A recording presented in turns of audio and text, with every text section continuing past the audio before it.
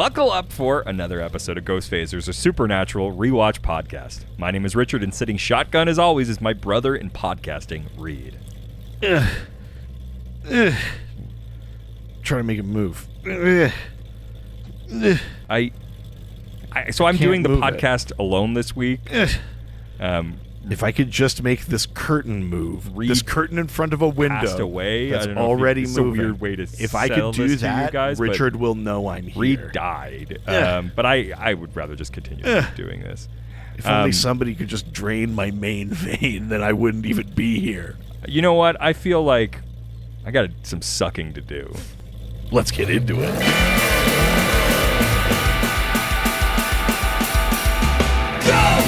Ghost Phasers! We're facing ghosts! We're others, we're not! We're Ghost Phasers! Stay in the kitchen when the kitchen gets hot! Ghost Phasers! We're facing nightmare! We're facing dread! Ghost Phasers! We're facing faceless! We're facing dead! Welcome to Ghost Phasers. Today we're discussing Season 7, Episode 19 of Grave Importance. Oh, I get it. Because of Grave. Me, Grave Navarro. Oh no, he came back! I'm back. Oh my god. Fucking... Inkers, your challenge this week. And now a reference that is like old. It's so many layers deep, too. I'm not even referencing music, Dave Navarro. Next episode, Bar Rescue. Does Dave Navarro do Bar Rescue? No, now? but that's always the episode. That's always the because the show you comes just on mean, after. yeah. It's on the same network, so Yes, yeah, it is. Yeah. Yeah. What do men like? yeah, Bars. yeah, Ink. hell yeah, forged in fire, Horses. yeah. Somebody just saw Barbie. I just saw Barbie, baby. Fuck, it's so good. Fucking hell yeah. It's so goddamn good. It's really, really good. Yeah, I love it. I just want to say one thing, just to see if you agree with me. It's a total tangent. Okay. It's about Barbie. Okay. No spoilers. Mm-hmm. But I think this unironically might be Ryan Gosling's best performance in any movie. Oh, I mean, that's a bold statement. But really, like, think of him in other movies. The only one I'd put even close is The Nice Guys. That, like, 70s cop one with Russell Crowe. You just like him in a comedy. I do. I fucking love Gosling. Breaker in a High comedy. Days, baby. I love a Gosledy. Sure. I mean, A Place Beyond the Pines is really good, but yeah, I think. I like Drive too, but really, like, he's doing a one-note performance know. in those. This is definitely his like broadest performance for sure. Yeah. It does feel the only thing I'll say about the Barbie movie, and I love it, and I think it's a 10 out of 10. Yeah. My only thing with it is that it feels like a gigantic SNL skit. I think maybe that's why I like it. Yeah, and that might be why it's good. But yes, I know exactly what you mean. 100%. It was like, yeah, we took like an SNL skit and then made it into a movie. Yeah. Which, look, some of the best movies are SNL skits that they made. I mean, also true. So it's not a bad thing. At any rate, go see Barbie. Speaking of things that are good, people gave us a review. What? Of us? Yeah. Well, that's nice. I'm assuming. Yeah, no, it's nice. Okay. We haven't had a bad one since the beginning. Yeah. Well, I just mean sometimes people sneak like suggestions into their reviews, and I don't really want. I'm not here for that. It was sent in as a note, but I think it's more of a review, so I'm going to read it as one. All right. Well, here we go. Strap in. Review. Dear Doc and producer Richard, I apologize in advance. Uh-oh. They're calling us Doc and producer Richard? Yes. Oh, someone's listening to Dr. DC. For this being a bit of a long email with undoubtedly bad grammar. Oh, well. 2 strikes. Apology noted. I guess I'll keep listening. I wanted to thank you guys for getting me back into Supernatural in the most poetic way possible. Okay. I'm now a ghost. Yeah. And I've got a lot of time on my hands. I had this transcribed via Ouija board. Wait, that's the only way they can get communicated to as well? Well, they had to, like, through Ouija board communicate to someone the email. who typed it out, yeah. From watching the early pre-Angels seasons back-to-back with episodes of JLU as a kind of long road trip as a kid on long road trips to watching new episodes weekly after Smallville and eventually Arrow. Holy shit. This show has always had a direct connection to DC for me. Wow, that's kind of fun. And because of this, in high school, Wednesday nights on the CW truly gave me something to look forward to during the week. I would eventually fall off Supernatural and then the Arrowverse shows during college, and I would stay away from them until a year or so into the pandemic. At which point, I got really into DC Comics at what some might call an unhealthy level, at least financially. Listen, I hear you, man. Been there. Fuck. Still I made the mistake of asking my wife to pick up my comics the other. Oh, no, she was like, it's over $200. And I was like, you're like, hey, that's light month. That's a weird one. Yeah, it's a light month. Cool. And a huge part of that was a little award-winning podcast called Dr. DC that kept me sane during the many lonely hours working third shift at Home Depot. So it's only proper that those two knuckleheads Nice. would also reconnect me with the most important shows of my childhood, and certainly the best one to enjoy pie and root beer with your friends while watching. God, that is a lot of sugar. Also, do people watch shows with their friends? Yeah. But when have we ever just been like, hey, let's hang out and watch a show? I mean, We've never done. We did it once when Supernatural ended. Yeah, and we did it with a video game, kind of like a show. I guess. Yeah, once. Yeah. But think of how long we've known each other. Yeah, but people do have like watch parties and stuff. That's like a thing. I don't understand friendship. I mean, yeah, I couldn't have said it better myself. Thought you would put up more of a fight there. Said that before.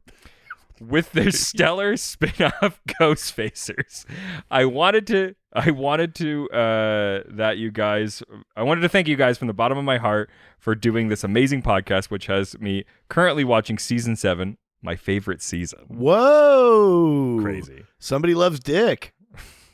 Preach. Hell yeah. Along with the pod, and has me looking forward to getting up to the seasons I never saw.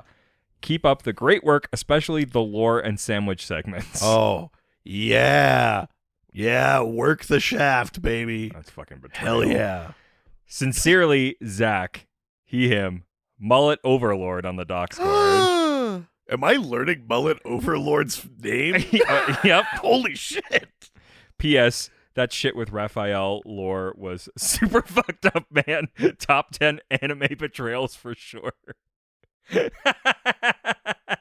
When I took it wasn't Raphael, it was Uriel. Oh, okay. When you did it. Yeah. Oh, trust me, I remember.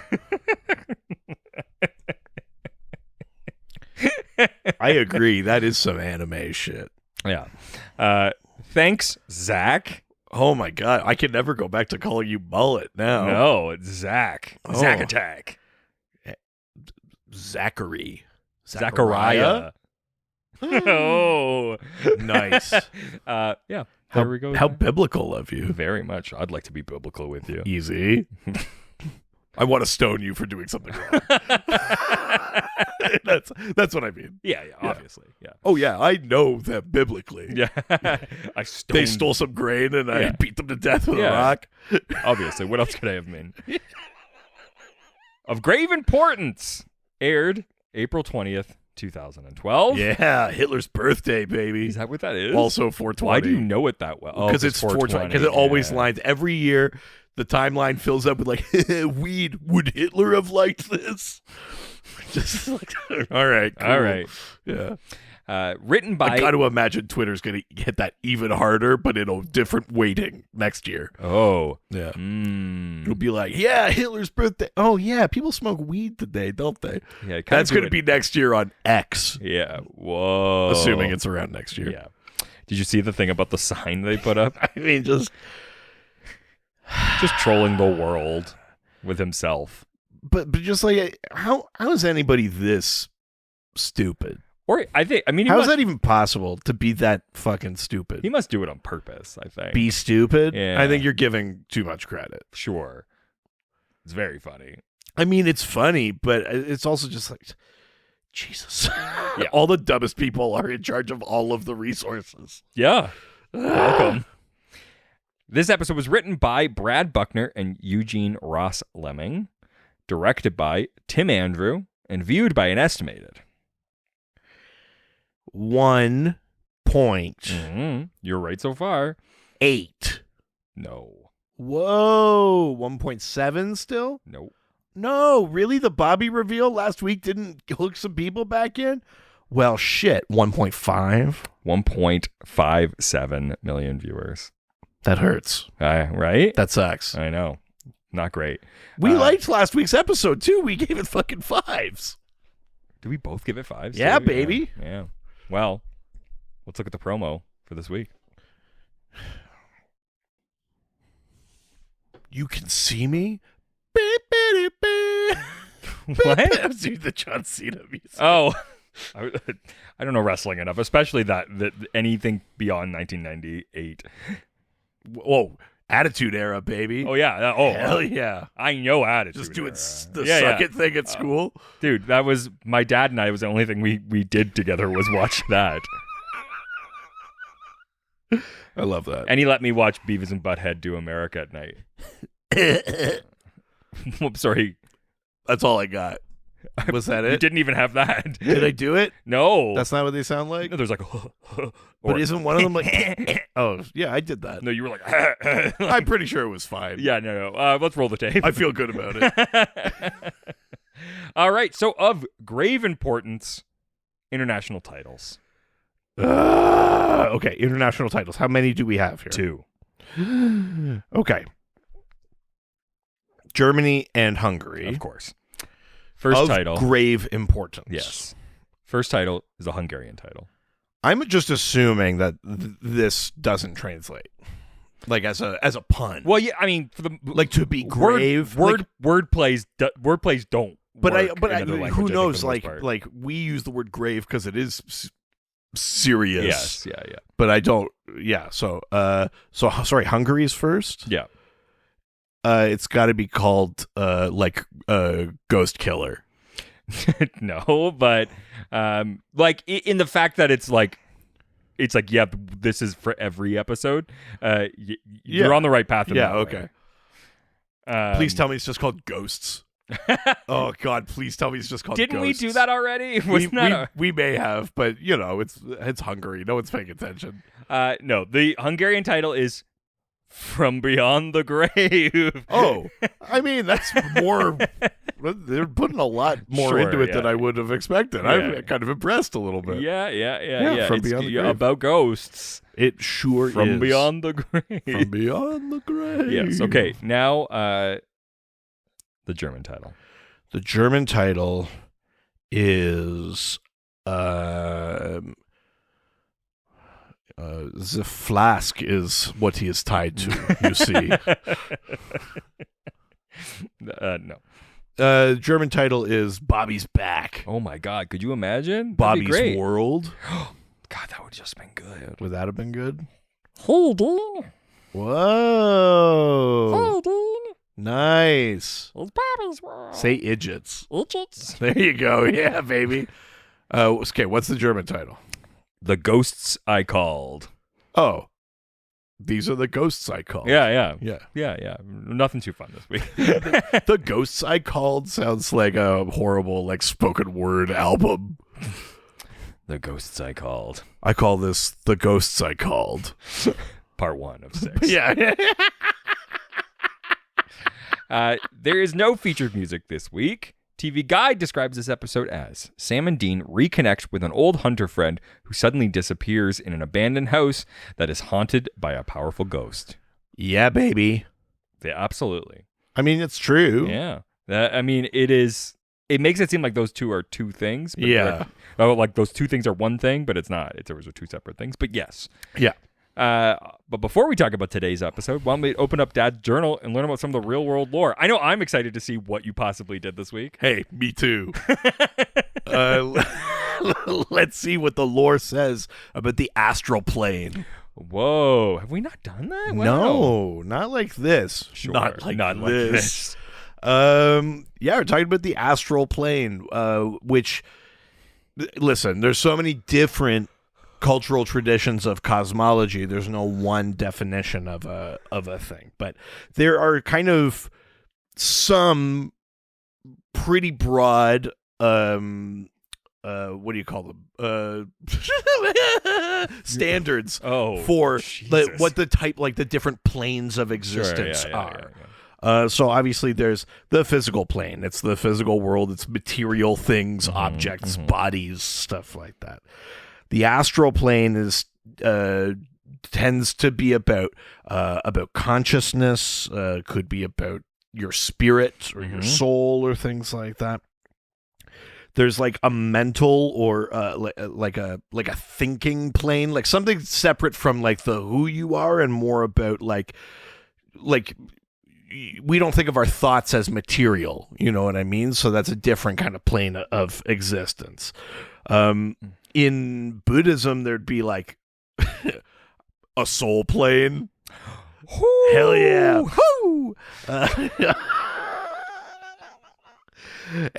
But in general, we're talking about kind of a physical plane, a mental plane, a sort of spiritual plane. The astral plane is that kind of spiritual side.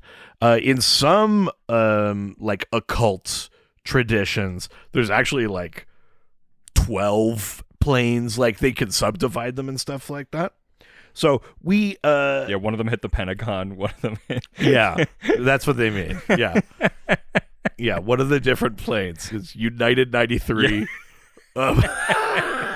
Jesus. Malaysia Air. Good Lord. That is so dark.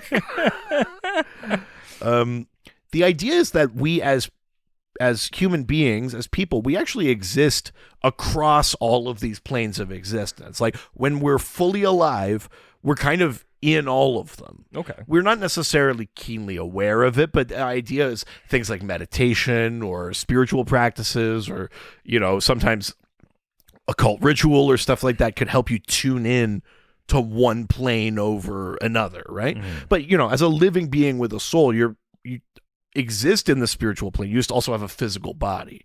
And the idea is that when you die, you kind of let go of just that physical one and you exist in the spiritual plane. Now, when we're talking about things like ghosts, poltergeists, things like that, what we're kind of talking about is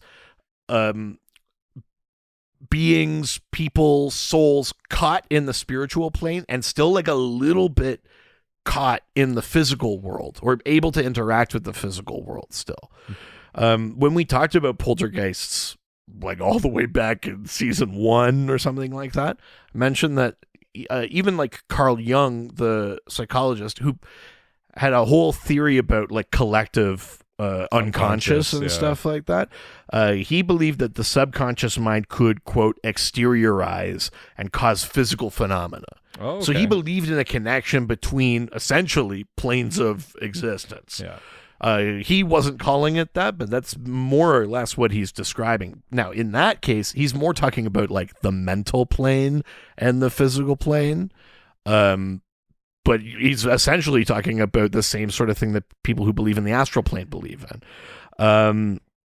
So for Jung, he believed that like was an explanation behind something like psychokinesis, right? Like a kind of mind powers. But for people that believe in more of the spiritual side, supposedly you can access the spiritual plane. Sometimes it's just meditation.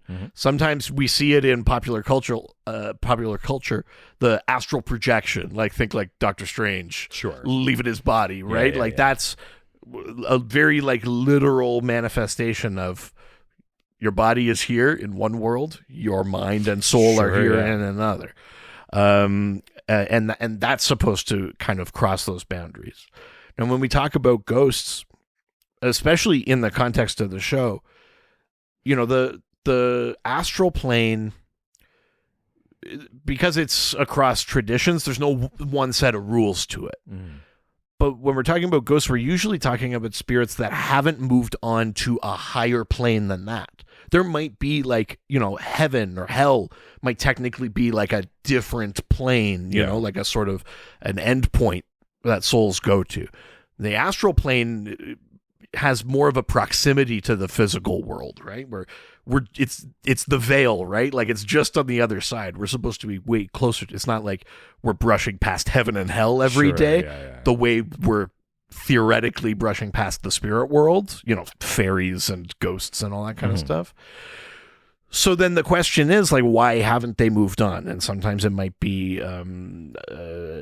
unfinished business. That's a common belief. Sometimes it's the idea of you will get reincarnated, but until then, you're in this kind of waiting room. Other traditions might believe you move to a sort of that kind of separate soul plane to get reincarnated, but it means that there's an intermediary step there.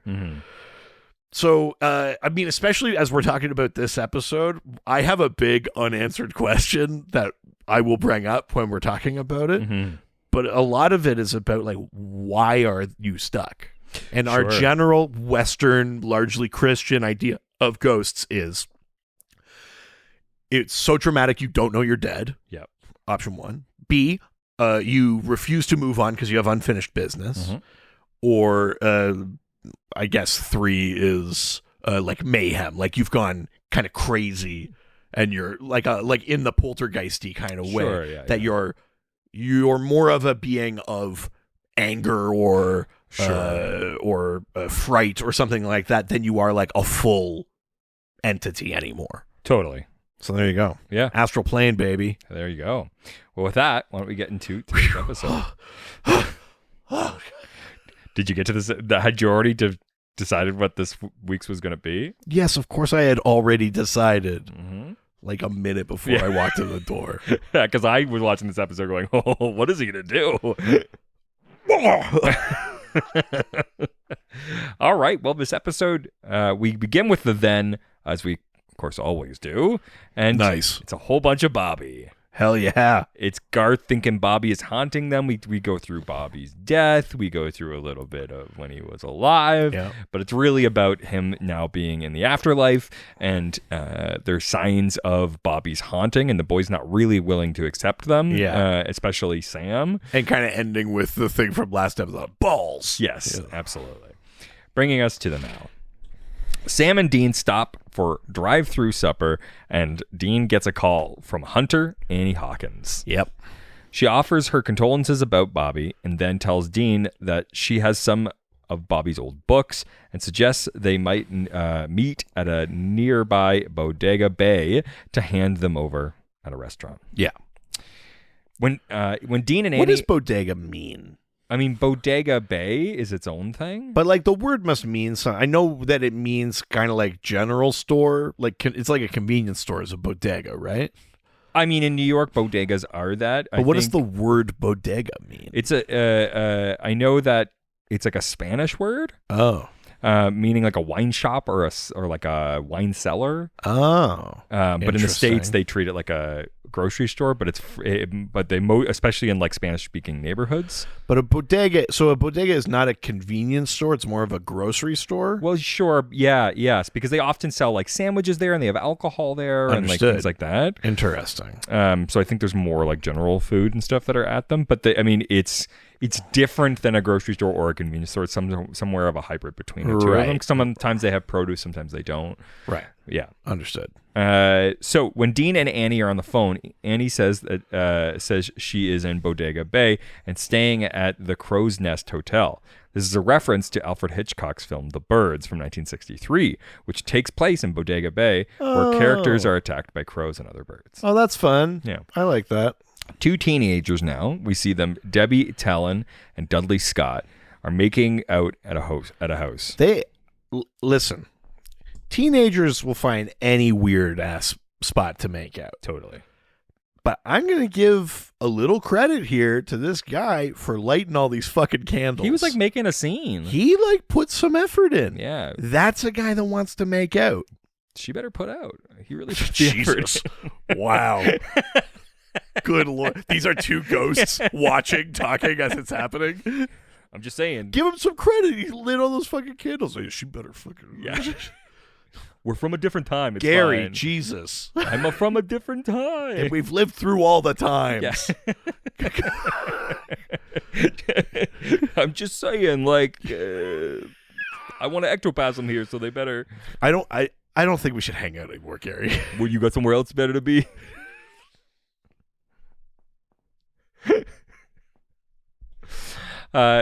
So this house is this haunted house is Tulk House in Vancouver. It's also Is this yes the house from the Victorian doll episode? Hell yeah. Pier Point in episode season 2, episode 11. Fuck yeah. Playthings. Fucking knew it.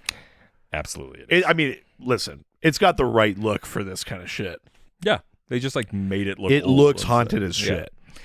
So Annie pulls up outside, and the teenagers quickly break it off. Yeah, they're like, oh shit, it's the cops. Yes, and they try to run out of the house. They get to the front and see a man standing in the hallway. He says that they shouldn't have come in here and charges at them. He's a big guy. He made me think of the dude from the Scared episode. Where they road haul him. Yeah. Annie enters the house and finds the two teenagers, their throats ripped out.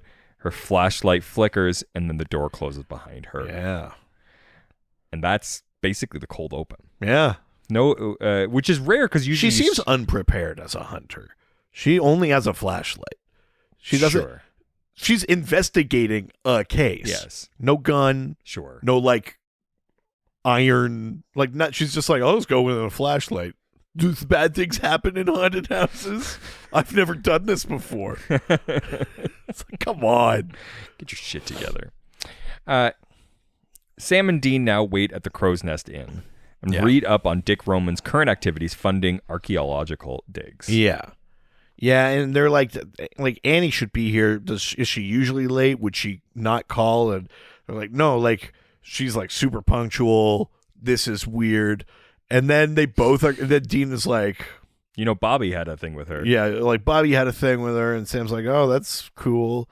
And then Dean's like, I had a thing with her, and Sam's like, yeah, that's cool. He's like, Sam's did you? like, I had a thing with her. I didn't have a soul, but I did. So it's like, wow. Listen, kudos to fucking Annie. But also, family don't end with blood.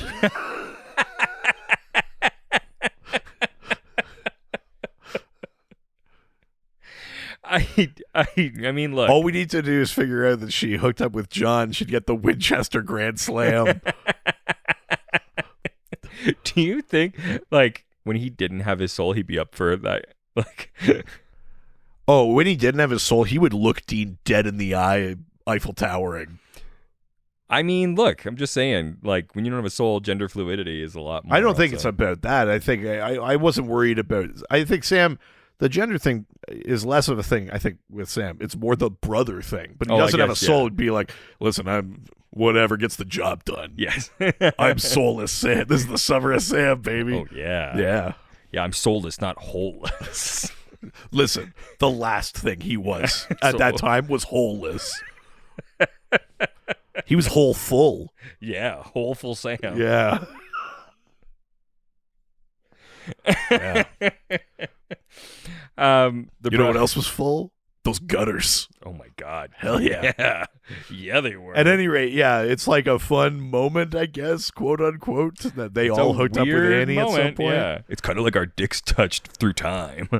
I mean, that's the thing they used to say, like, in school and health class, like when you sleep with someone, you're sleeping with everyone they've ever slept with. Oh, yeah, that's right, yes. It's like, all right, let's pump the fucking brakes. Yes, absolutely not the same. Jesus. Annie, trust me, it's not the same. Trust me, I know what that's like. It is not. Annie doesn't pick up, and Dean pours himself a drink from Bobby's flask. He Irishes up his coffee a little bit. Yeah. And admits that it's better that Bobby didn't come back as a ghost. As they talk, the flask shifts slightly on its own. Yeah. As the brothers go to the car, Sam suggests that Dean put the flask away because it reminds them of Bobby, but Dean says that he's not ready. Yeah. They're unaware that Bobby is in the back of the car as they go to Annie's hotel room. Yeah. And he's like, hey, finally we can make this this thing finally happen. Yeah, wait a minute. You two idiots? I thought that was special for me. He's like, I've always dreamed of all three of us going to Annie's hotel room. Anywho. She has clippings on a series of disappearances of teenagers in the area near the Van Ness house. Yeah. Which is on America's makeoutiest. Also most haunted houses. I mean, listen, there were makeout spots in high school, but where you grew up, were the makeout spots also the scary haunted spots? One of them. Oh, okay. I don't think that was true in my town. There was a place called Texas and Road. I wouldn't know. Yeah. Oh no. I remember you in high school. No, mercifully you don't. No, I know. That was a joke. Oh. Slaying poon and doing show tunes. I mean, neither. No. Not then. Not yet. No. That was coming. Yeah, playing sax and that's it. Lacking sax. The only thing wet was that spit guard, if you know what I mean. Listen, the only thing wet was the reed. Oh, sorry. Yeah. Some reed on reed. Hell, double reed. Hey. Yeah. No, that's a clarinet. Yeah. It absolutely is not a clarinet. Bassoon, oboe. Those are double reed instruments. Yeah. No, do you know what? We should clarify. Let's get into this. Look, some women could only dream Welcome to the Dr. Woodwind podcast. Some women could only dream of getting double reed. Listen. Your wife did, but not in the way she was hoping. Well, trust me, I'm doubling and passing it on. Yeah. I mean, you're definitely doubling and passing on. I will kill you. That's a good joke. Come on. You're writing it down. I actually wasn't writing it down. I was just going to check my phone while you keep going. Oh, okay. I'm checked out now. Oh, okay. So there were disappearances for years, and then they stopped until recently. While they talk, Bobby tries to move something so they know that he's there, but he finds it's too exhausting in his current state. I do like that he is moving the curtain. I'm like, that's just wind, though. Like, nobody would see that. Well, but I like the idea that maybe he's been trying stuff around the room, and he's like, oh, fuck it, a curtain. He's like, I did it. And then no one's looking. He's like, damn it. So funny. Yeah. So they finally leave, and taking the flask with them, and Bobby goes. Yeah, Dean almost forgets it. And comes back for it. And Bobby's like, you thank idiots. you. Yeah. At the Van Ness house, the brothers look around while Bobby realizes that he can see all the ghosts that occupy the home. And there's a lot. This house is fucking chock-a-block with ghosts. Filled to the gills. It's filled to the brim. Yeah, but none of them are responding to him. They're all spaced out. Yeah, many of them. Most of them, yeah. The ghost of the owner, Whitman Van Ness, tells the one that attacked the teenagers, Dexter O'Connell, that he shouldn't have done what he did, and warns that if he does it again, there will be consequences. Yeah, he's getting scolded. Yeah. As the brothers pick up EMF readings, Dean tries to call Annie, and they hear her phone ringing down the hallway. Yeah. But there's no sign of Annie. As Bobby looks around, Annie approaches him and is able to see him. He realizes that if she can see him, then she's also a ghost. Yeah, and he informs her, and she's like, damn it. She's a bit of a smoke show. Oh, yeah. Yeah, I get it. They also say at some point in this episode... I know. The age? Yeah. Yeah, I know. I had the same exact thing. Which is fine. Yeah. They go, she's in her 30s or whatever. It's like, yeah. I mean, she is. Yes. But then you go, so when did Bobby? Oh, I know. And when did they? And when did they? When did Dean? And then when did Dean? Yeah, it's...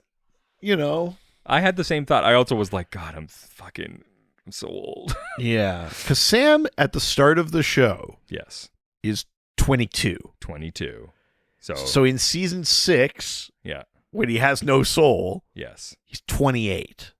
Yeah. So, actually, that's not too bad. Not too bad. Because she would be... Probably max 10 years older than him. Yes. That's not too bad. Not too bad. Your Honor. I don't know when Dean did it. Yeah. But probably not too far crazy. of that same so age. That's probably fine. Yeah. But when did Bobby? How old is Bob? Bobby's in his 50s, I would think. Bobby's known them their whole 50s? life. He has to be into his 50s. Yes. So he's got like 20 years on her. Not terrible. A little weird, because I think we're also meant to assume that Bobby would have hooked up with, like, I don't know that she... I would hook up with a 50-year-old. But Bobby? Well, though the female I'm assuming equivalent, you would hook up with him. Jody. Oh, God. So... You know what? Fair point. Yeah. You know what? Maybe it's not that weird. When they said the age, I was like, huh, but it's actually fine. Yeah. It's all fine. Society just needs to catch up. Yeah. It's those ghosts talking again. Look, when you're a ghost. Listen, good for Bobby at his age, getting some fucking primo snatch. This dirtbag ghost. Jimmy, God, you're such a dirtbag. And now Bobby and Andy can hear them. Like, come on. Oh, shit. Oh, fuck. I forgot they were dead. Yeah. She explains that she never saw a Reaper and is shocked that Bobby deliberately ran away from his. Well, yeah, because Bobby's like, whoa, you outran your Reaper? And she's like, I haven't even seen one. Yeah, which means that she's got unfinished business. And then she points out, there's my unfinished business with 2 teens. I figured this is when it was coming. Here's my question. Yeah. All these ghosts here. Now, obviously, they've died traumatically. We know that makes a ghost. Yeah. Are the Reapers just, like, waiting around outside? Like, when someone has unfinished business, a Reaper goes, all right. Because, like, Bobby clearly had unfinished business, and his Reaper was, like, time to fucking go. Yeah. You know what I mean? At some point in this episode, I could have sworn there was like going to be a reveal that the bad ghost had gotten so much power he was like blocking these people from moving on. But then I was like why did they have they solve the thing, they end that. Theoretically, that should end Annie's unfinished business. She should get to see a Reaper at least and choose. But instead, they have to burn her body, and they say in this episode they don't know what that means. Yes. So here's my perspective of it, which is that I think that Reapers are there when someone has like died in not a traumatic way and is ready to go to heaven, and so their job is to bring them, help them guide them to that. Right. I think if you've died in a traumatic way, you don't get that experience, and so I don't think you ever get a Reaper, because I don't think like it's not their job to guide old ghosts to it, because it's like they've been in the afterlife for a long time. They don't. So you mean they might still get to heaven? They just don't need the guide. Exactly. They just get to go there, and I think like it's like the same experience, but they're not guided there. Right. So then, do you think that, like, spoilers a little bit, but jumping ahead, they eventually find all the bodies of these ghosts and salt and burn them to free them? Yes. Do you think that lets them go to heaven, or do you think that they exterminate them before they get that shot? Oh, interesting. No, I think that we find out eventually what happens to ghosts in that situation. That's actually like a season 10 thing. Oh, yeah. But it is a thing that we do end up finding out. Yeah. But I assume that like salting and burning a ghost is just sending them to the next level by force. Right. Yeah. Anyways, so he explains that he has unfinished business, pointing at the boys, and they see ghosts of the 2 teenagers walk by, and she describes that that's hers. And he talks about how Dexter came after her and then she died. Bobby explains that he doesn't seem to be able to do any poltergeist-type activities, and Annie warns that it's messed up. Yeah. Sam and Dean then figure that there could be several vengeful spirits in the house, but finds no trace of any murders. They check Annie's phone and find a ghostly message with no origin number. Yeah, like the number is all asterisks, and it's like, save me. Yes. Yeah. One of the ghosts, Haskell Crane, enters the parlor where Annie and Bobby are sitting and adjusting, and he adjusts a chair. Yeah, fans of Canadian TV might recognize this guy from Da Vinci's Inquest. I was wondering what he was from. He looked familiar. He's on Da Vinci's Inquest, baby. I don't think it's that, but he did seem like her. Hell yeah. Yeah. When they try to get his attention, he ignores them, and Bobby tries to move something again and fails. Haskell or Haskell dismisses them as amateurs and informs them that he's been a ghost for 80 years. He's a real dick about it too. He's like, you'll never learn how to move it, not the way I can.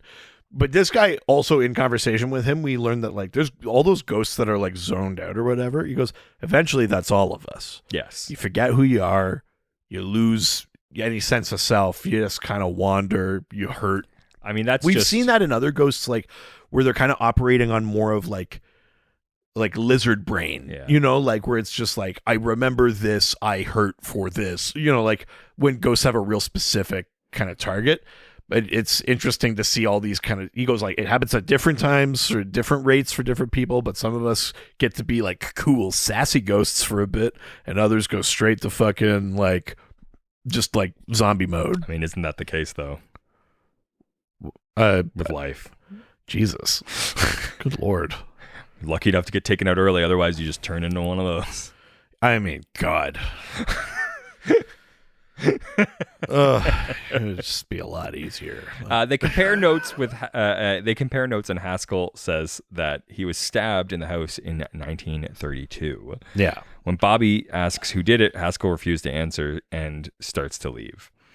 Annie appeals to Haskell's better nature, and he suggests that she start small with something like a candlestick. Both Bobby and Annie try without success, as Haskell tells them that they have to let go of their frustrations and calmly tell the object what to do. Yeah, like they have to have some sort of kind of like inner peace about it, like a Zen kind of. Yeah. A female ghost suddenly screams and charges at Bobby and then disappears. Oh yeah, this is where we get that conversation, because he's like, "What the hell was that?" And he's like, "Yeah, she That'll screams. Eventually, we all scream for ice cream." Yeah, hey, that was a good one, right? You like that joke? Yeah. Do you know what other kind of cream I like?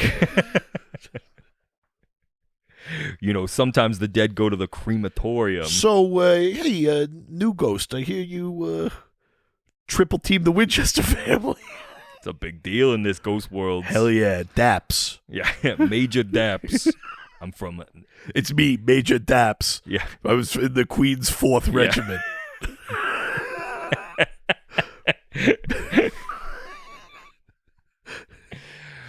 Fighting Major Daps, and this is my associate, Colonel Poundit. Yeah, fighting for the Queen and loving double teams. Major Daps.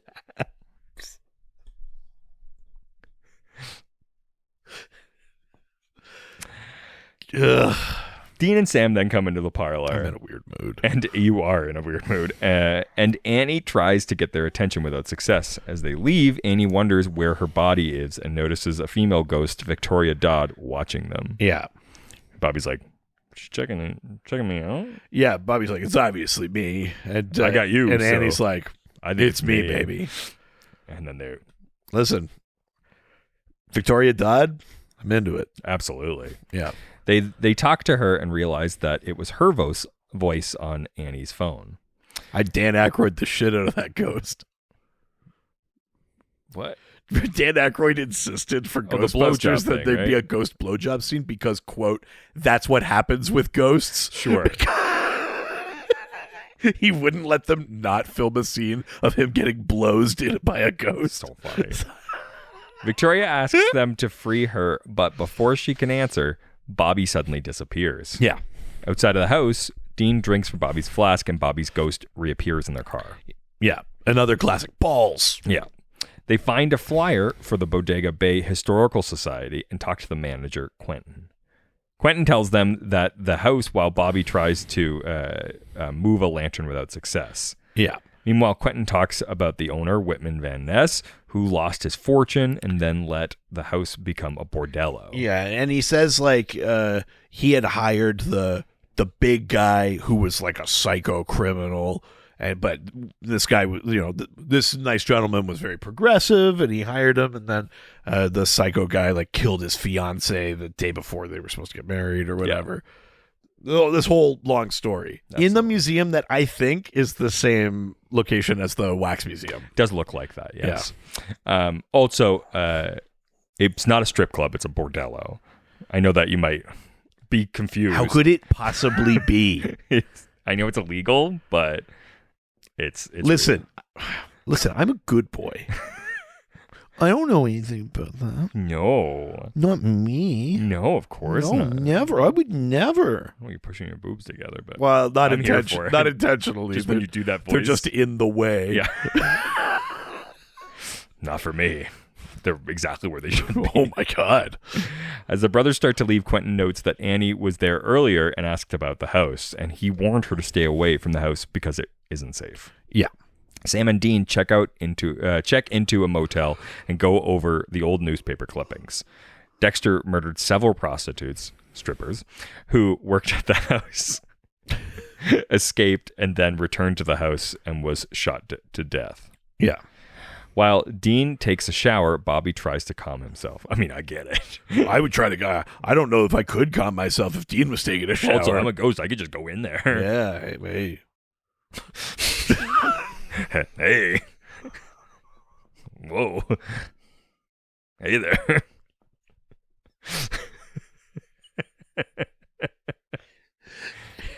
Weird move. I really thought more was going to come out. You say that so often.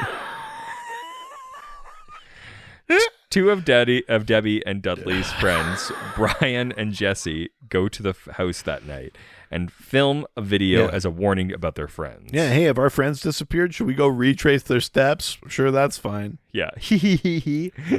But also, like, I don't understand the tone of this video that they're making.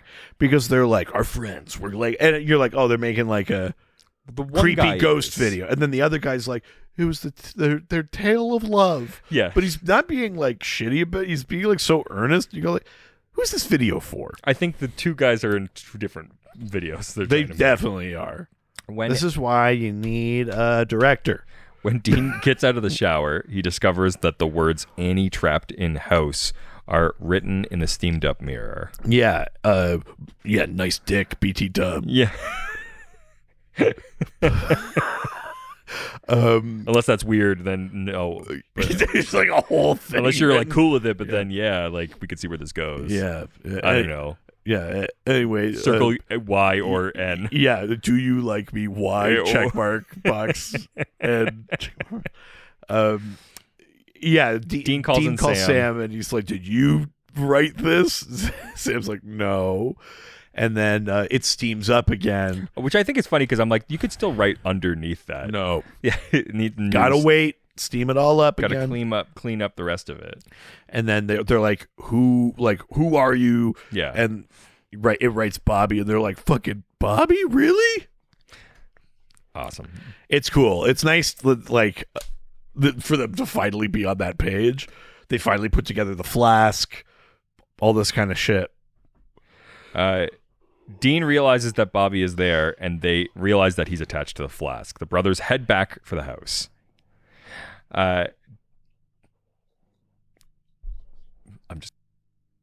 So Dexter appears in the hallway and charges the two teenagers, insisting that they shouldn't have come here. When they try, Whitman appears and tells Dexter to stop.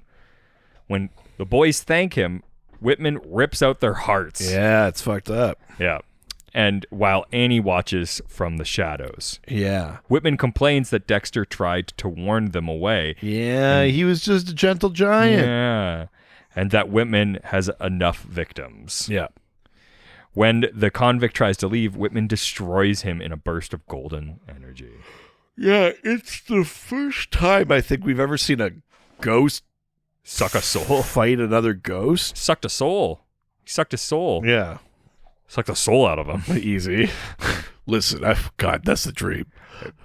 Right? Yeah, that's what I'm talking about.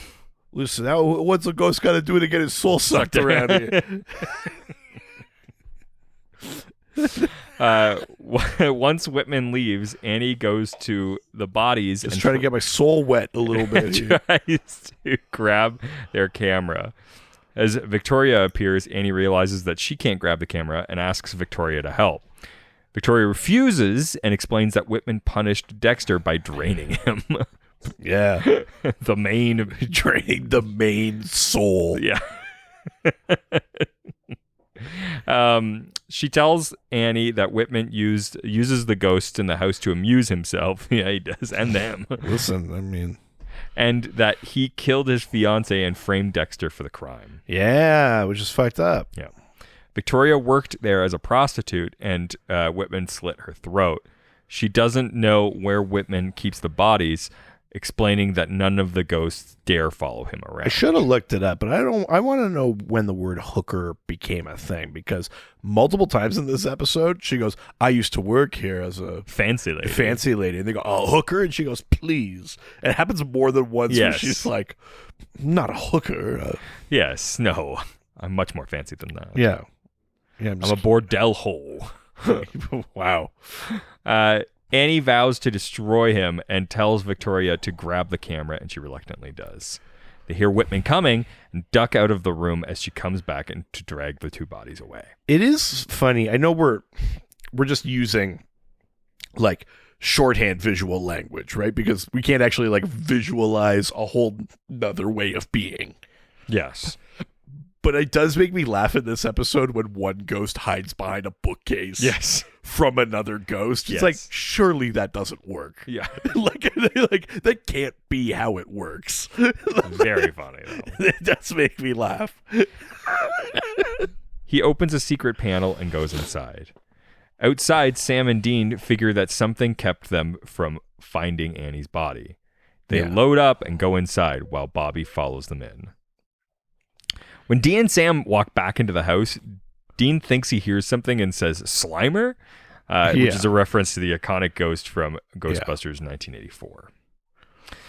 He manages I just want to get slimed. That's all I'm saying. Just ectoplasm, you know?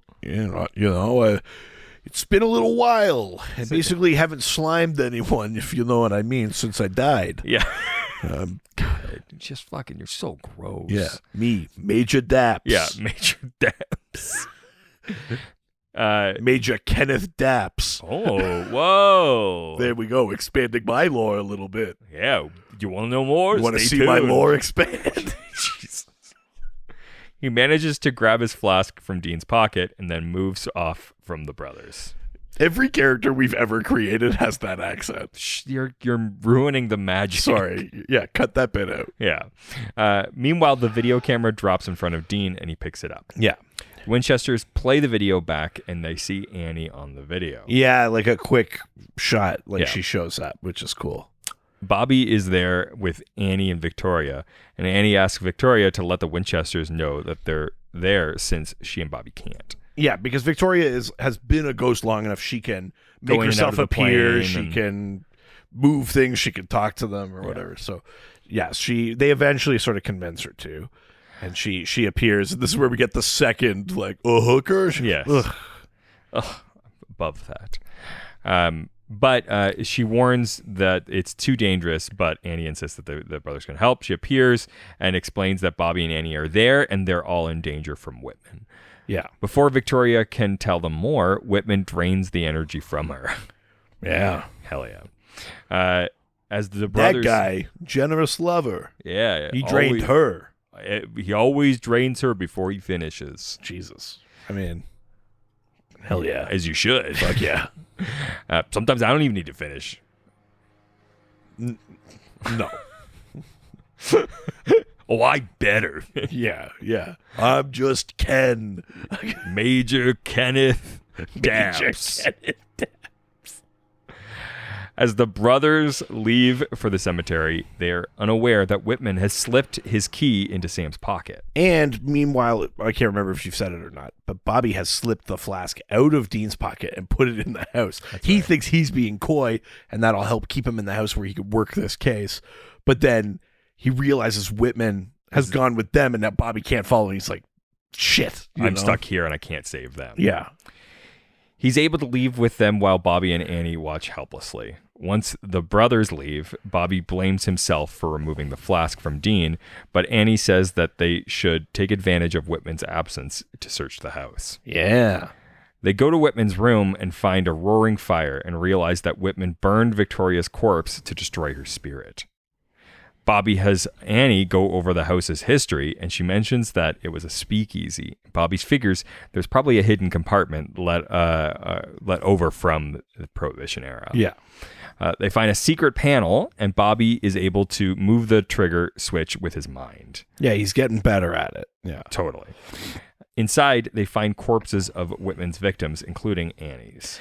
This is like a pretty well done scene. Like, it's pretty grotesque and pretty scary seeing like there's skeletons and that, and then there's the more recent bodies, and like Annie's just kind of like coldly sort of propped up. Like this is a very like well shot Totally. kind of bit. It's pretty grim. Yeah. And we got a whole conversation in here between Annie and Bobby, and Annie's just like, I don't need to be a ghost. I'd really like a hunter's funeral. I'd kind of like to be done. Yeah. Annie says that what she wants is to ask for a hunter's funeral because they're ready for some peace, and she tells Bobby that that all she had was work. Bobby insists that he's not done yet, but Annie says that she is and asks him to do it for her. Sam and Dean then drive to the cemetery and find Van Ness his mausoleum. Yeah, the family has a mausoleum. Yeah. The car suddenly accelerates on its own, and they realize that the ghost is responsible. Whitman appears and wrestles for control of the car, and Dean manages to stop it just in time. Yeah, and they get out, and they're like, the guys are on it. They're like, how did he get out of the house? There must be something on us. Yeah. They find this like key, throw it on the ground. I think Dean shoots it. Yes. And then Whitman kind of goes like, whoa. Yes. Gets like slingshot back. Yeah, and even the guys are like, that didn't look like he died. Like, I think we just snapped him back to the fucking house. Bobby and Annie prepare a fire to burn the bones of Whitman's victims. He enters the room seconds later and then realizes that they've gone downstairs. Again, I love, I understand the tools we're using to tell the story, but Whitman shows up in the house and we watch him go up so many stairs and down so many halls. God damn it. You're a fucking ghost. You just go through the walls. Just appear. But we watch him like, I'm just like, we've got to build the tension. God, I got to run. Whitman goes after them and grabs Bobby, draining his energy. Yeah. However, at the cemetery, the Winchesters find his and burn his bones. Yeah. They save Bobby. Yeah. Whitman's ghost disappears as Bobby collapses to the floor. Annie goes to him and to make sure that he's okay. Bobby wakes up a few hours later, and Annie confirms that he's all right. Yeah. Sam and Dean come in, and Bobby greets him. Yeah, they can finally see him. Yeah. He's like actually manifesting. Totally. Yeah. Well, they are shocked and realize that they can see him. Bobby tells them that Annie is there, and they ask how he stayed there. Bobby says that Bobby gives him the flashback, and Sam realizes that he never got a response from Bobby because he was never near the flask when he tried to contact Bobby's spirit. Yeah, because Sam had only ever tried on his own. Yeah. So Dean wasn't around. Exactly. Bobby says that he stayed because he needed to help them and leads them to the bodies of Whitman's victims. Once they get done burning the bones, including Annie's, Bobby admits that he'll miss her. And they all share a toast. They do that, and they go like, yeah, we'll miss her too. And Bobby's like, we had a special connection. And Sam and Dean kind of have like but also like, where was Bobby when Dean had the flask? Bobby just like wasn't listening. I guess. He's just like there looking around the diner. He's just like kind of doing other shit.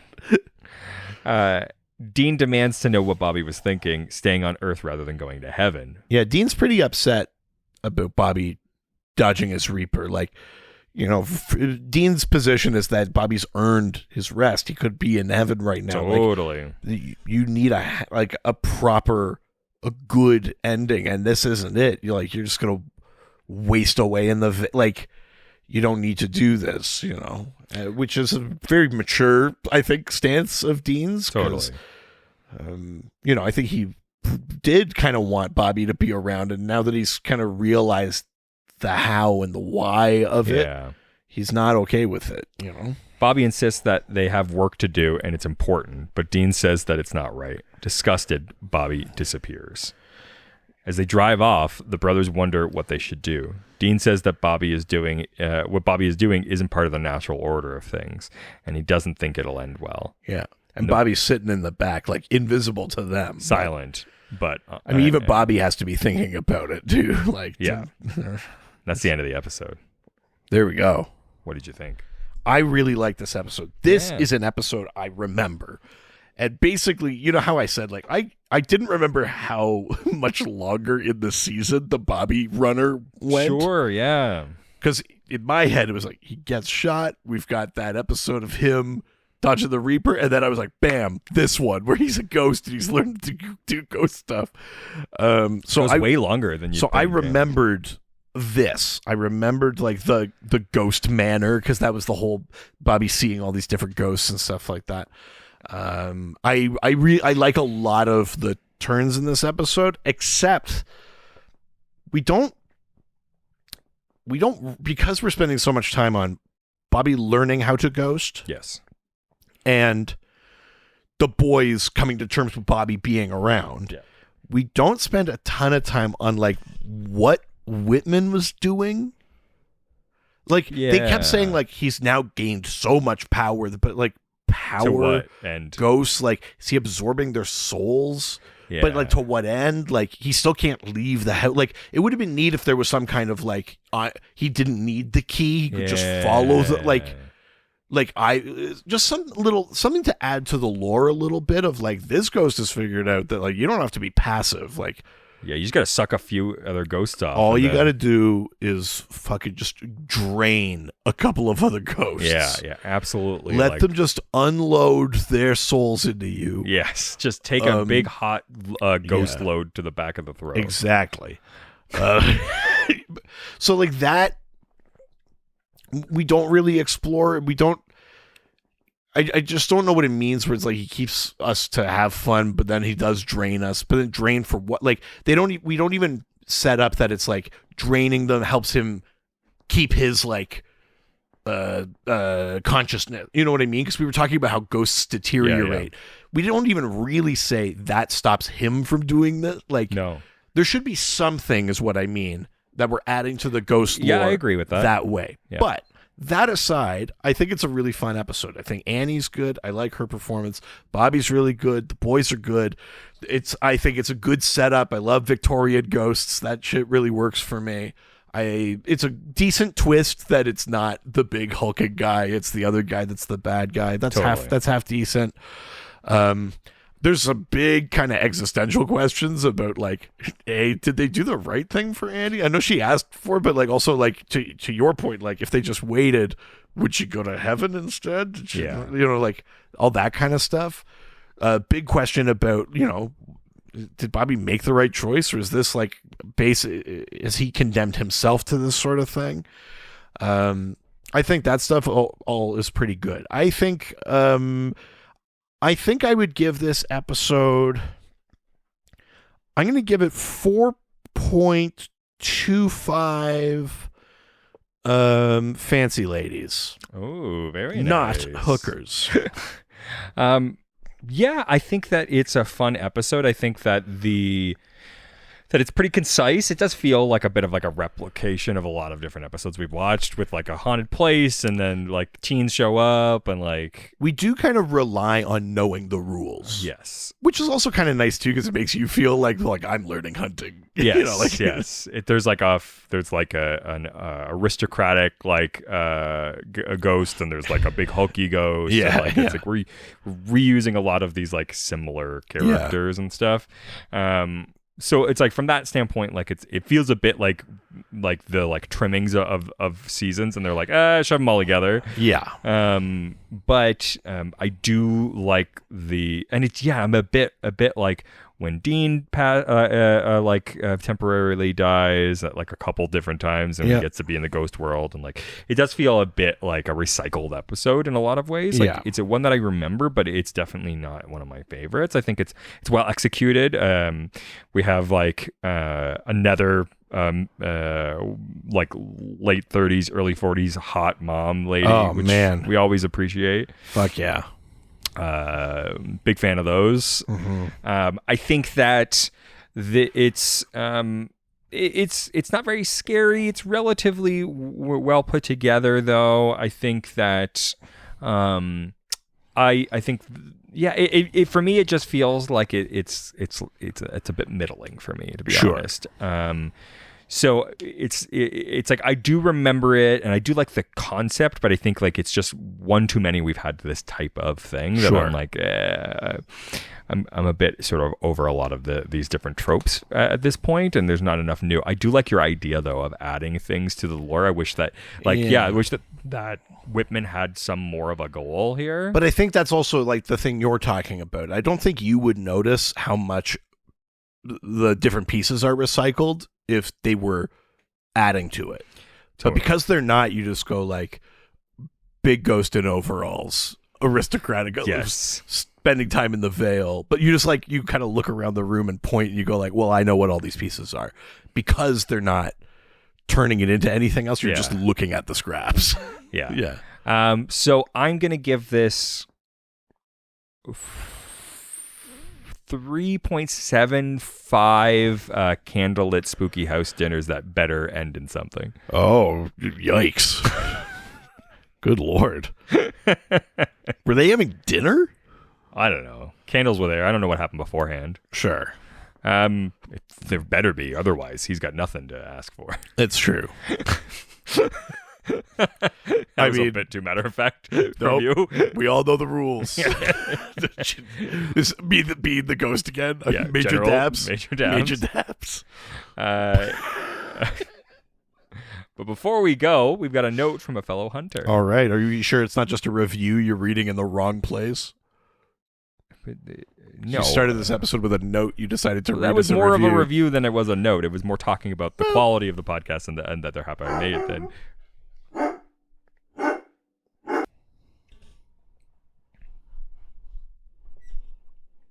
Anyways, here is the note from a fellow hunter. Hit me.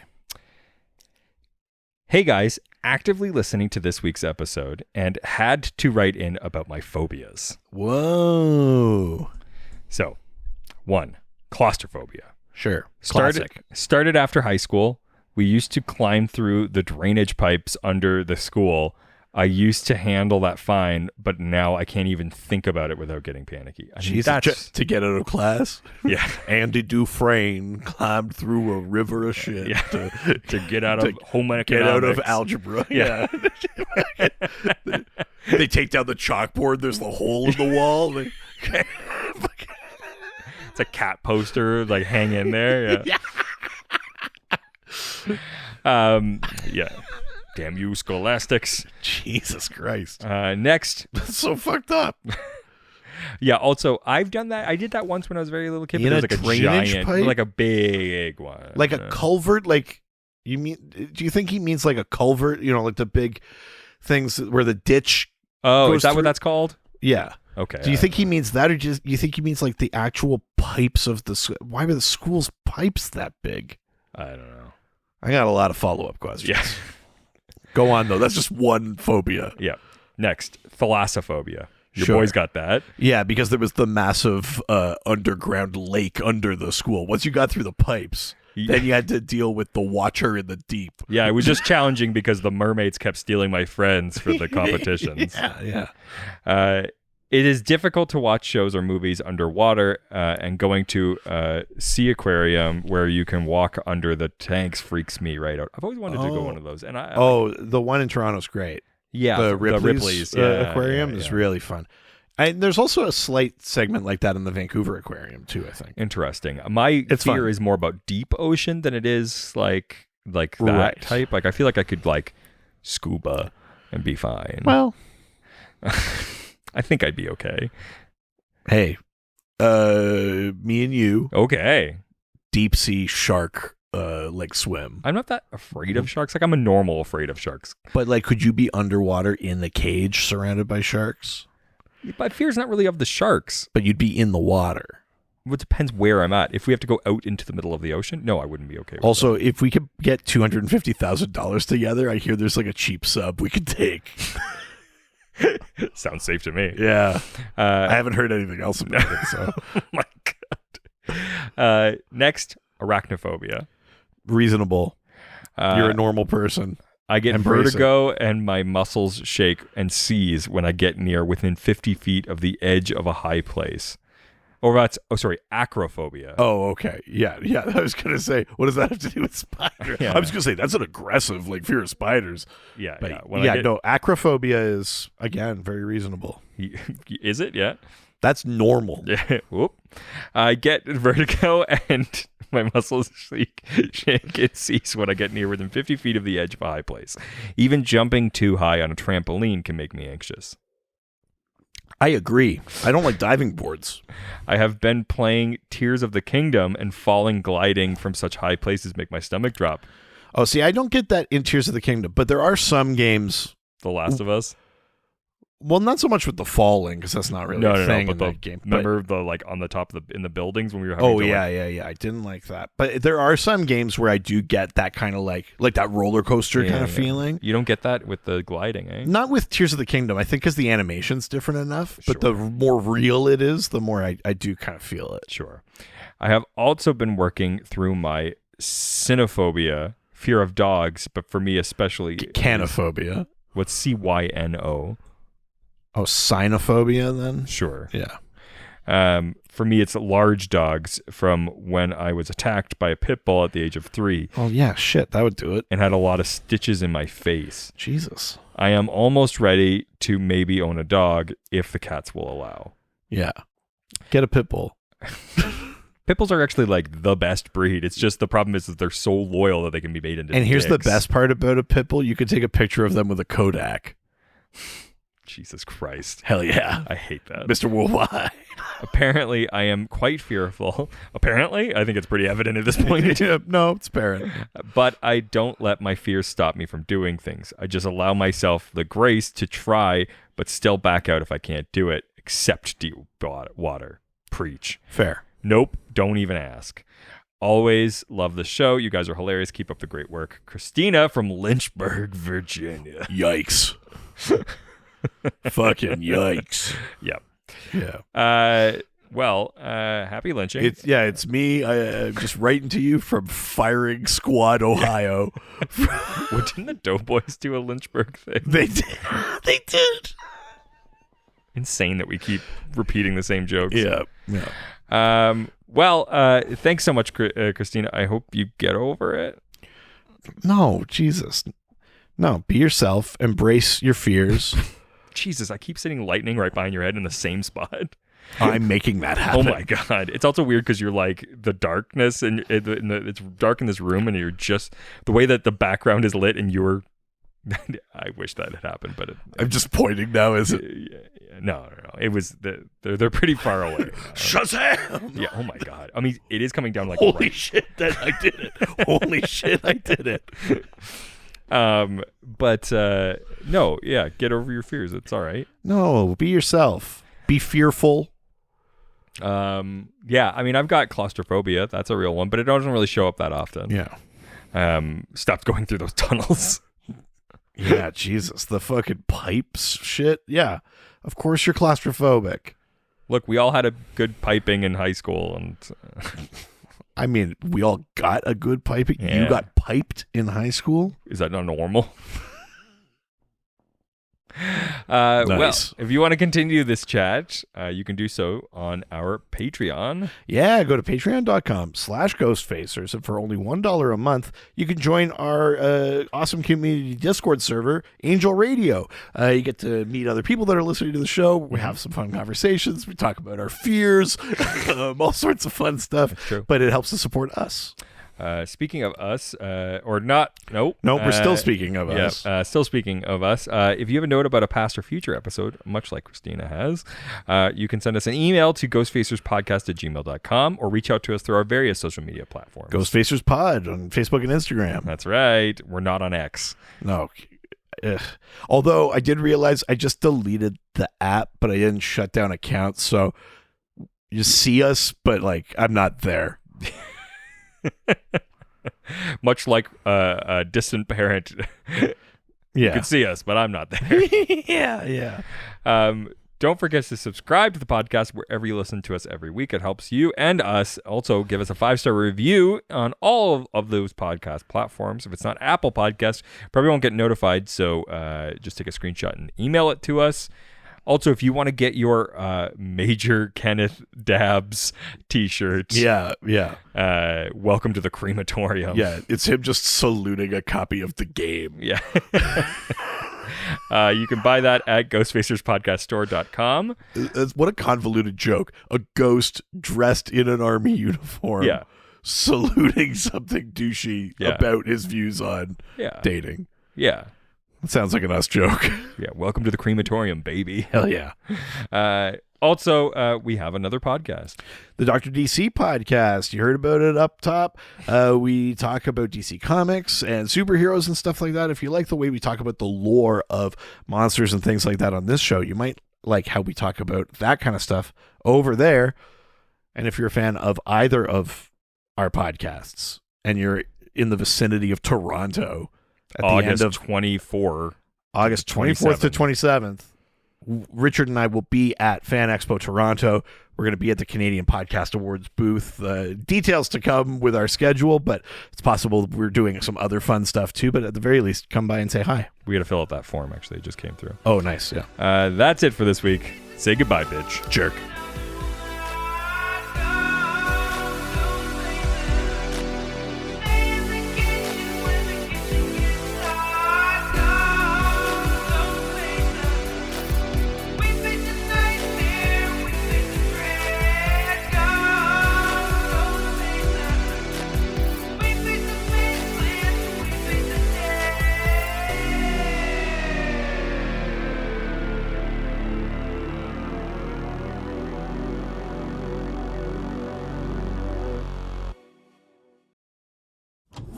This was a Brain Freeze podcast.